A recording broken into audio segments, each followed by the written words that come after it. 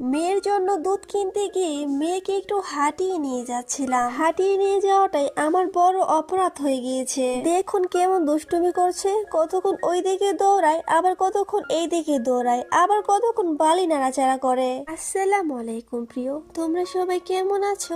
আশা করি ভালো আছো। তোমাদের সবাইকে আমার এই ছোট্ট চ্যানেলে স্বাগত। আমার পুচকি মেয়েকে গরুর দুধ খাওয়াই, আর সেই গরুর দুধই শেষ হয়ে গিয়েছে। আর সেই দুধ কিনতে বাজারে যাচ্ছিলাম আম্মু, আমি আর আমার পুচকি মেয়েকে একটু হাঁটিয়ে নিয়ে যেতে চেয়েছিলাম, কিন্তু তার হলো না। শেষমেশ আমার কোলেই চলে আসলো।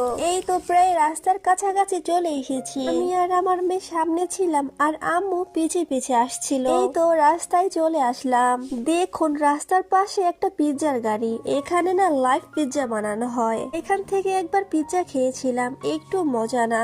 যাই হোক, এখন একটা অটো খুঁজতে হবে বাজারে যাওয়ার জন্য। অনেকক্ষণ পরে একটা অটো পেয়ে গেলাম। দেখুন আমরা অটোতে বসেছিলাম। আমার পুচকি মেয়ে দাঁড়িয়ে থাকবে, সে কিছুতেই অটোতে বসছে না। যাই হোক, প্রায় 15 মিনিট জার্নি করার পরে বাজারে চলে আসলাম। এটা হচ্ছে দুধপট্টি, অদ্ভুত না নামটা। এখান থেকে মূলত দুধটা কিনবো। এখানে অনেক দুধ আছে। এই মামার কাছে শুধু 3 কেজি দুধ ছিল, পাশের জনের কাছে 1 কেজি দুধ ছিল।